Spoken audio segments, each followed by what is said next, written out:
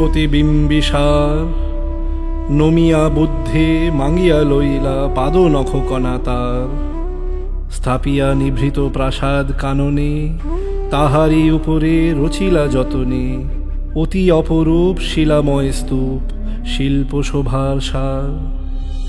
সন্ধ্যাবেলায় শুচিবাস করি রাজবধূ রাজবালা, আশিতিন ফুল সাজায় ডালায়, স্তূপ পদমূলে সোনার থালায়, আপনার হাতে দিতেন জ্বালায় কনক প্রদীপ মালা।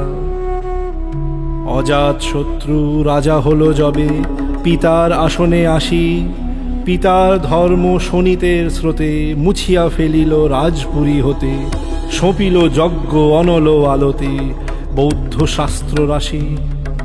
কহিল ডাকিয়া অজাত শত্রু রাজপুর নারী সবে, বেদ ব্রাহ্মণ রাজা ছাড়া আর কিছু নাই ভবে পূজা করিবার, এই কটি কথা যেন মনে সার, ভুলিলে বিপদ হবে।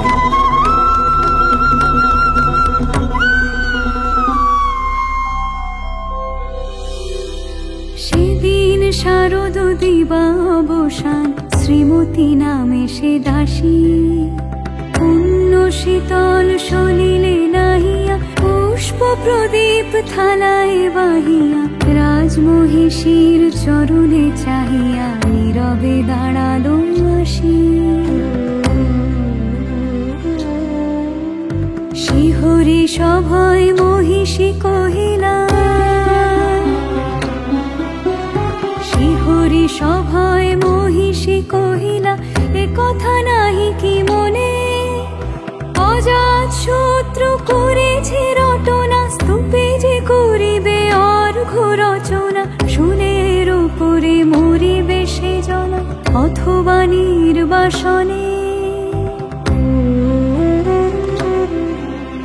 সেথা হতে ফিরে গেল চলি ধীরে বধূ অমিতার ঘরে, সম্মুখে রাখিয়া স্বর্ণ মুকুর, বাঁধিতেছিল সে দীর্ঘ চিকুর, আঁকিতেছিল সে যত্নে সিঁদুর, সীমন্ত সীমা পরে। শ্রীমতীর হেরি বাঁকি গেল রেখা, কাঁপে গেল তার হাত, কহিল অবোধ কি সাহস বলে, এনেছিস পূজা এখনই যা চলে, কে কোথা দেখিবে ঘটিবে তাহলে, বিষম বিপদ পা।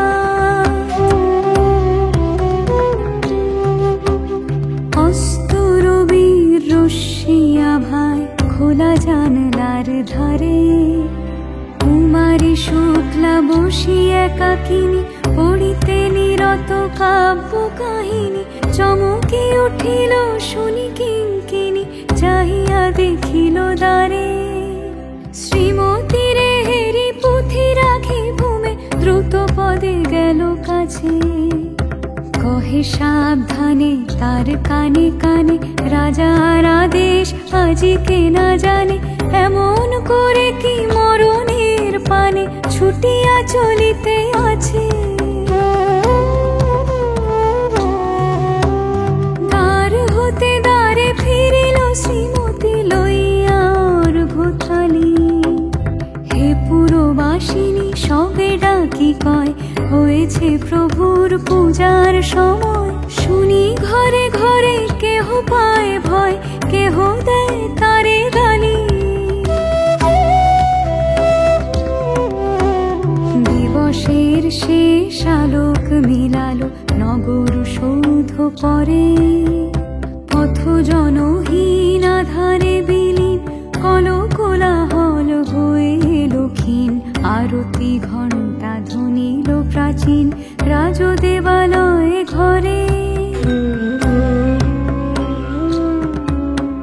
শারদনিশির স্বচ্ছ তিমিরে তারায় অগণ্য জলে, সিংহ দুয়ারে বাজিল বিষাণ, বন্দিরা ধরে সন্ধ্যার তান, মন্ত্রণা সভা হলো সমাধান, দাড়ি ফুকারিয়া বলে,